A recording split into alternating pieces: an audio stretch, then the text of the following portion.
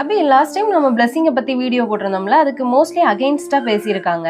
அவங்க என்ன சொல்ல வராங்க அப்படின்னா, நம்ம கிட்ட எவ்வளோ இருந்தாலும் நம்ம வந்து ஏழையை போல ட்ரெஸ்ஸை உடுத்திக்கிட்டு மஞ்சப்பை எடுத்துட்டு இப்படிதான் சர்ச்சுக்கு போகணும், நம்ம இப்படிதான் இருக்கணும், எவ்வளவுதான் இருந்தாலும் காட்டிக்கூடாது அப்படின்னு சொல்றாங்க. அப்ப தேவன் ஆசீர்வாதத்தை வெளியே சொல்லக்கூடாதா அபி? இது ஒரு நல்ல கேள்விதான். இதுக்கு நான் பைபிள்ல இருந்து ஒரு எக்ஸாம்பிள் சொல்றேன் பாருங்க. ஆபிரகாம் பத்தி சொன்னோம்னா ஆபிரகாமே சொல்றான் அப்படின்னு சொல்லுவீங்க. நான் அதுக்கு மாறா சொல்றேன். மோசே வனாந்தரத்துல இஸ்ரேல் ஜனங்களை நடத்திட்டு போறாரு.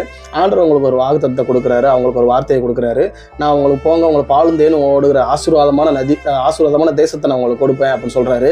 பாலும் தேனும் ஓடுகிற அளவுக்கு அந்த தேசம் ஆசீர்வாதமான தேசம். அப்படிப்பட்ட தேசத்தை ஏன் ஆண்டவர் இந்த பூமியில கொடுக்கணும்? அவங்களுக்கு பரலோகத்துல கொடுத்துருக்கலாமே, ஏன் பூமியில அவங்களுக்கு ஆசீர்வாதத்தை கொடுத்தாரு? பூமியில கொடுக்காம அவங்களுக்கு பரலோகத்துல கொடுத்துருக்கலாமே. அப்படிலாம் கிடையாது. நம்ம பூமியிலையும் ஆசீர்வாதமா இருக்கணும், பரலோகத்திலையும் ஆசீர்வாதமா இருக்கணுன்றதுதான் கடவுளுடைய விருப்பம். வசனம் எப்படியா சொல்லப்பட்டிருக்கு, நம்மளை ஐஸ்வர்யம் ஆக்கிறதுக்காக அவர் தரித்திரர் ஆனார் அப்படின்னு சொல்லி வசனம் இருக்கு. ஸோ ஐஸ்வர்யமா இருக்கணும், ஆணவமா இருக்கக்கூடாது, பெருமை இருக்கக்கூடாது. ஸோ கர்த்தர் நம்ம கொடுத்த ஆசீர்வாதங்கள் எல்லாம் அது சாட்சியா இருக்கும்படியா நம்ம இந்த உலகத்துக்கு எடுத்துக்காட்டா இருக்குமே தவிர அதை வச்சுக்கிட்டு நம்ம ஆணவமாகவும் பெருமையா மட்டும்தான் இருக்கக்கூடாது. ஸோ பெருமையானவர் கர்த்தர் எழுத்து நிற்கிறார். ஸோ கர்த்தர் நமக்கு ஆசீர்வதிச்சுக்கிறார். ஆசீர்வாதமா வாழ அந்த பூமியில நம்ம ஆசீர்வாதமா இருப்போம், பரலோகத்துல நம்ம ஆசீர்வாதமா இருப்போம். ஆமென்.